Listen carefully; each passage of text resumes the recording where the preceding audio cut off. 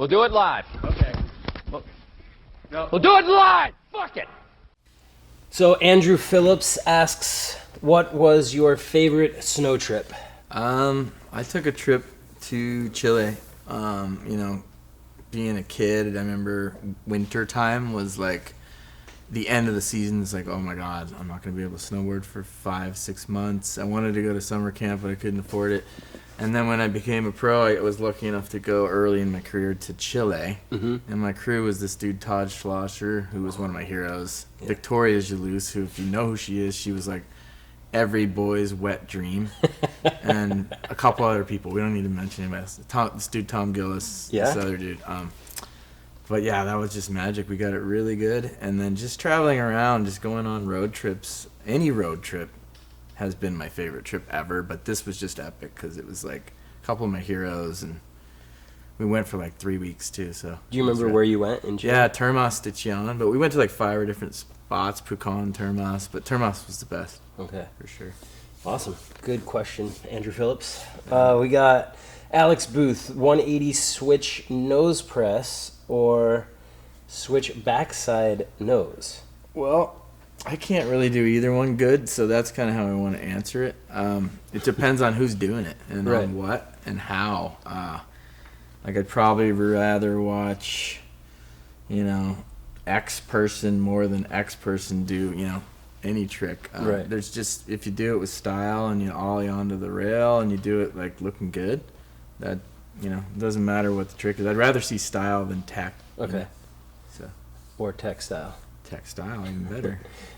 David McGee, do you collect old decks at all or any other collectibles?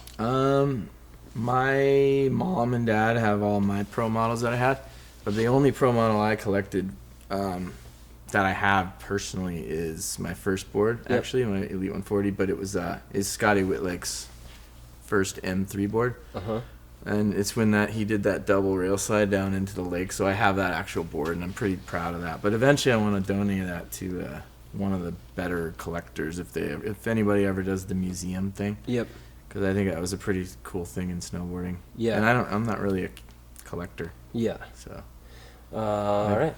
I give everything away. Yeah. I like that. Wow, look at this name. Pierluigi? Must be Italian. Pierluigi Longo. Hi, Eddie. Hi, Mikey. No, can we make a note on this? It says, hi, Mickey. Every European says Mickey. You guys got to figure out there's no C. Okay. Mikey. All of them. Okay, no Mickey. Without exception. But that's cool. Thanks for the question. Pierluigi. Are you still snowboarding like your first day, or are your emotions changed? So I think he's saying, do I love it? Right. Yes. I mean, it's just as fun. I mean, actually, like I feel like at one point when I first started, it was the blast, and then it becomes a job when you get paid. And now that I'm not getting paid, it's sort of more fun. It's kind of like the beginning again in some ways because there's no money involved. There's no pressure to do anything. So you're just doing what you want. Yeah. I think my emotions about it haven't changed, but my energy has because I'm a lot older. Yeah, absolutely. One thing that I was thinking about the other day that's kind of along like this question would be the, I also think it's hard too, like when you're riding specifically to get like a gnarly shot. Obviously, the riding itself is super scary, or whether you're hitting a rail or a massive jump and you're super scared. But when you get that shot, that feeling is like obviously unbelievable. Yeah. But then it's a little weird too, because then now when you're out riding, it's more fun and more relaxed, but you're also not getting that feeling of like risking your life and that insane. So that's, I think it's different for every pro, because I know, like, for example, like Chad Otterstrom, he was pro and I was pro, but he can still do every current trick. He goes and learns it for fun. Right. I'm going to come right out and say it. Like, the only reason I did a 900 ever was because I was paid to do it. Right. I would have just done 360s and 180s forever and had more fun doing that. So I think it just depends on the rider. If you're into progression and like 900s, then that's cool. But honestly, I never did anything over a 720 except for a video part. I wouldn't have done it for fun. Right. But other dudes probably think it's a blast. So Yeah. it's just personal, I think. Yeah. Okay, so Peter Anderson. Now that our generation... He's a wildcat. He's an old school Canadian dude. Okay, all right. Sure. Now that our generation is old and broken, how has your approach to preseason training and preparing and mid-season maintenance changed, if at all? Hashtag Wildcats never die. In parentheses, what's up, dudes? Yeah, what up, Pete? Good to hear from you. I mean, I definitely trained harder when I was a professional athlete. I don't compete. I mean, I'm not like in videos. I don't do anything. But I think while I was snowboarding, the one thing that helped was maintenance. Body maintenance was really important. Still important now as I'm retired. So the one thing that's definitely carried forward, I don't hit the gym like I used to, but now it's been yoga throughout. Mm-hmm. So the body maintenance of yoga or some kind of like stretching / strength practice. Yeah. Was the one thing that carried throughout from then till now. So cool. Yeah. Sam Riley, would you rather be a park only skier or one of those hard boot carver only snowboarders? Oh man, I think I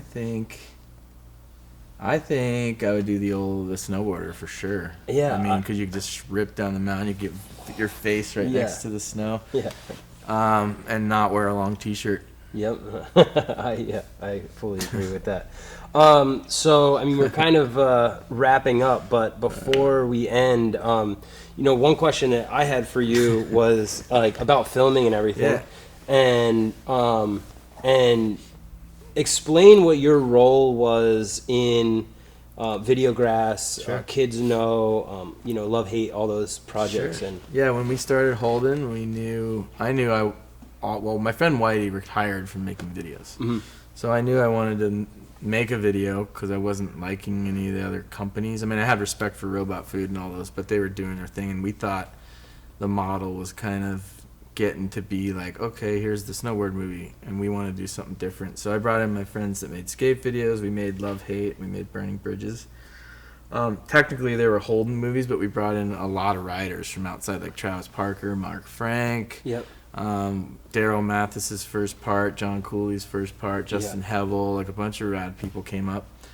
And we just wanted to make like a fun skate kind of party weird video. I remember showing it. We premiered it down here at ASR with some big movie. I think it was TB movie, like TB 7 or 8 or whatever. And I asked Devin Walsh after what you thought of the movie. He's like, I don't even know what I just saw. And that for me was a win. Right. And it was like it. And then, even last year, the Tech 9 video guys are like, who I have a lot of respect for, were like, our crew still watches Love Hate every day. Right.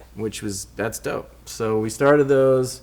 And then I took a few years off because, it's taxing to do 2 videos. It's really gnarly. And that's why I think a lot of the companies get stuck in a similar looking video every year, is because they feel like they have to. I didn't have to make a movie. Right. So it was just these 2 projects of love and then walk away. Yep. And then re-inspired with Videograss, we wanted to make like a really core skate inspired snow video. So we started Videograss with the guys from Ashbury and Daryl Mathis and this kid Justin Meyer that currently runs Videograss and helps a bunch of other dudes do rad stuff too. So yeah, Videograss is rad. I love their videos. Since that time, all those projects I kind of handed it over to other people. Yeah. Because they weren't my passion. It was more like, let's get something moving in snowboarding, keep the energy going, start something rad. I think my role in most of those cases was just like getting it going. And we even started a distribution company at one point because all the distributors of the videos were shitty and crooks, and we were just like, let's do something different. Yeah. So we brought on all of our friends' videos, and I handed that off for free. I didn't want it. I just wanted it to start. Right. Cool. Keep it alive. And then you mentioned something kind of funny about how you guys, in those videos, those first videos, that's in the time, early 2000s, everyone was still shooting 16 millimeter shooting film. Yeah. And digital was considered just like horrible. Yeah. Maybe a few people were using it in the streets, but not even. And you guys started shooting digital quite a lot, right? Yeah, like I said, when Love Hate, it was 2003, 4, and we were shooting, you know, my dudes were skate guys, so we were shooting skating in the summer with VX 2000s and Yeah. stuff, and we're like, why don't we just make the snowboard movie with digital? And it's like, duh, it's cheap. We don't have $100,000 budget for 16 millimeter film Right. and cameras, and we don't even know how to load a 16 millimeter camera. So we were out getting money from sponsors that were going to sponsor a project, and it was like funny because friends of mine that ran the film companies competing, Robot Food, Mac Dog, you know, Standard, all those dudes were like calling the people that were going to give us money, like, don't give those guys money. It's digital. It's a digital movie. And we're like, dude, digital's the future. And the best part, I remember specifically getting a phone call or an email from Justin Hosnick, who's a homie. Yeah. He wasn't beating me up before it, but he was like, dude, how's that digital thing going? I'm like, it's great. And of course, most people the next seasons switched over or soon after. Yeah. Not that we did it. It was just funny that they were stuck on that for a minute. Like they felt like they had to be film to be legit, Right. And now it's cool to see the film trickling back in. Yeah, Like I absolutely. saw Adidas or someone was just doing some film stuff, which I thought was cool. Yeah. So yeah, it's neat. Awesome. Well, yeah. Is there anything else you want I'm good. to shout out to the Appreciate, fans? yeah. or- I mean, shout outs for sure. Thanks to all my, for all you for writing in and everybody that supported me through snowboarding and all my friends and family. If you need some outerwear, check out Holden. Yeah, check out Holden, outerwear.com. All right. Cool. Thank you, Mikey. Thank you so much. Cheers. Later, guys.